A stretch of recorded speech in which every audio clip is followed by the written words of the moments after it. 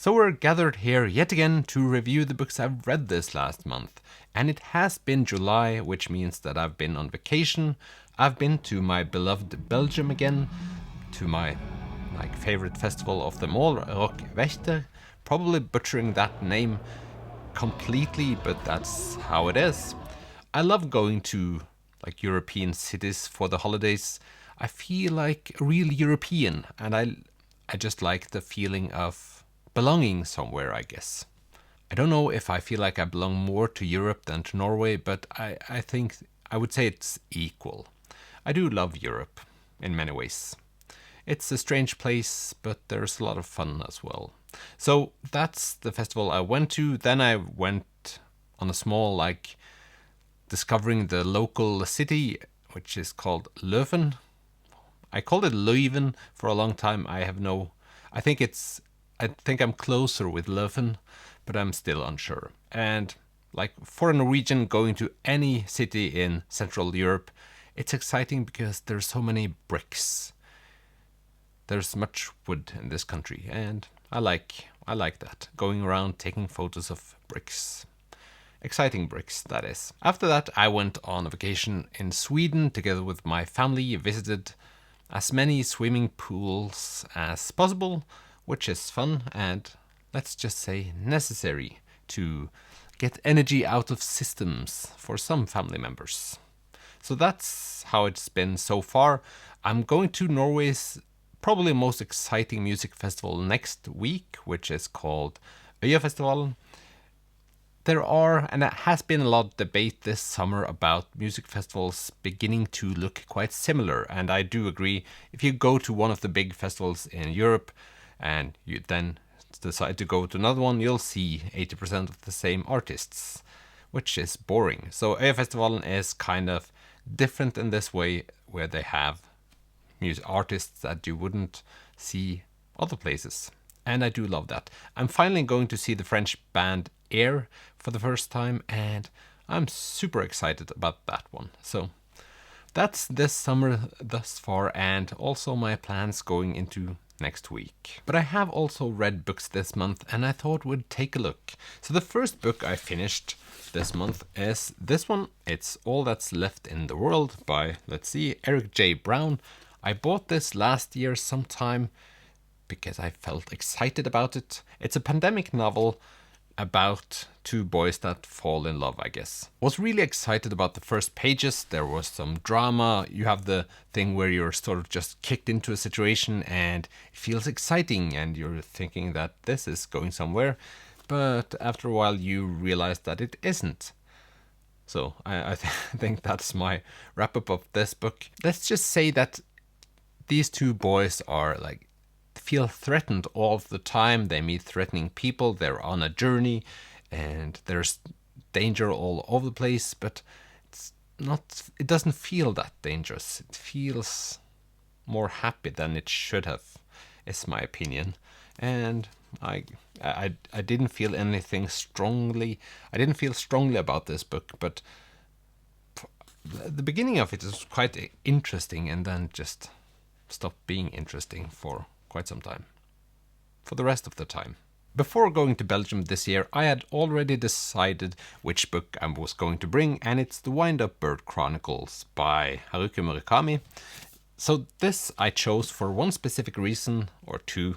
I like Murakami, so I thought I would enjoy it, but also this has a ridiculously small font size, which I absolutely despise, as many of you know, and I guess the logic was that if I only have one book, I'll have to read it and don't think about the font size. And I did enjoy it, so the font size thing wasn't a big deal after all.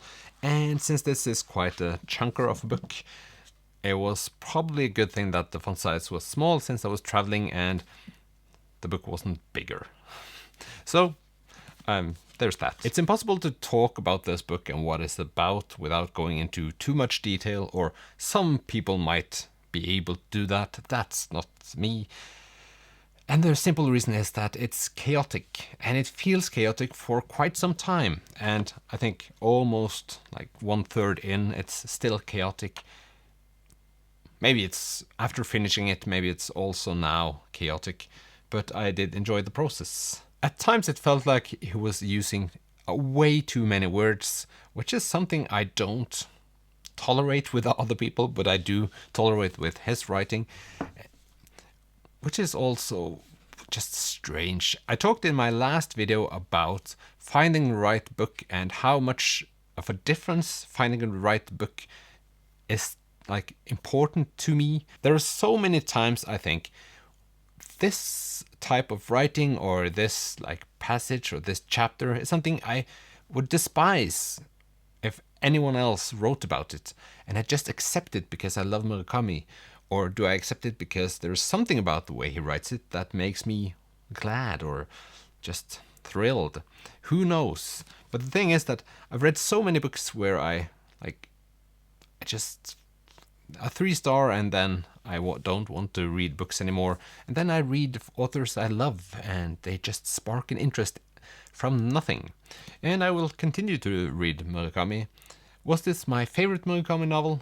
I don't think so, because 1Q84 is still the greatest novel I've read, I think. I don't think I've said that out loud before, but in my mind that's just... I've never been into a novel like the 1Q84 novels at any point, and I'm surprised if I feel that way about the book this year, because it was just too great. Let's move on. And we're going to move on to the most disgusting covers of all time, and they look like this. And I can honestly say that I love these, but will I still have them in my shelf afterwards? I can't make up my mind because they're just hideous. Even the spines are just... ugh. So this is the First Law trilogy. I read the first book last month and I finished these two this month.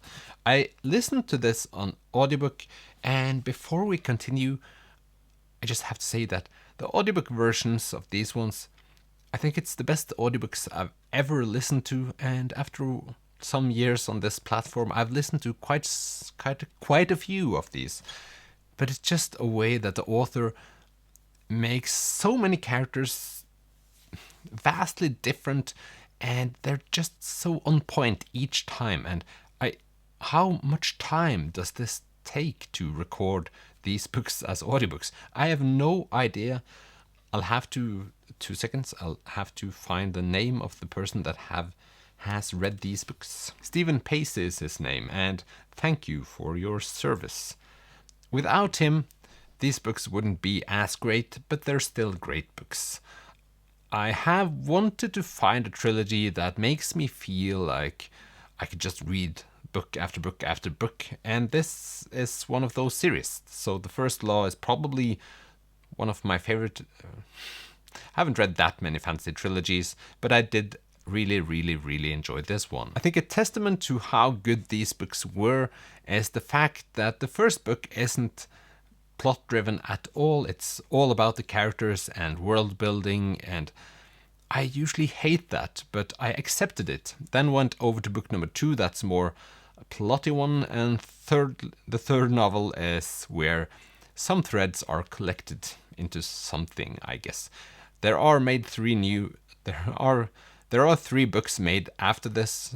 I assume it continues the way it has been so far, but I don't know if I'll check them out at once. Maybe I'll wait a bit. If I should try to sum up this series, I would say it's a bunch of people that are like from vastly different backgrounds, but they're all forced into this one group, and there are several wars, and people have their personal struggles. It's supposed to be like grim dark, or I was kind of disappointed because I thought this was going to be even more like horrible to read, but I didn't feel uncomfortable at any time, and probably the reason is that the funniest person in these books is the torturist himself, and he's just one of my favorite characters of all time. He tortures people and you laugh out loud, and that feels completely right. It feels normal after a while, and I did really enjoy that one. So I think I gave the 2 first books 4 stars and the third book a 5-star. And now I miss my torturer. Torturer. That's a difficult word. It's all different. Jesus, it's all difficult today. Wow. I would say that if you're interested in reading these books, I would find a summary online because this is quite useless. So these were the books I read this month. 4 books, but 3 of them quite big ones, and I'm very happy with it. I'm happy that I read my biggest Murakami novel that had been standing in my shelf. Now I think Kafka on the Shore is the biggest one I have, and there's something about like going from the chunkiest one and working your way down. It feels it's easier and easier, but yeah, the only issue is that 1Q84 is by far the biggest one and the one I enjoyed the most. So yeah, you know. This was me, but what was your favorite read in July? Please leave a comment so I can find new books to purchase at some point. I have been quite good at not buying books, but I would love for me to break my promise to myself yet again. So thank you for watching this video. I hope you still have a wonderful summer, and I'll see you in the next one. Bye!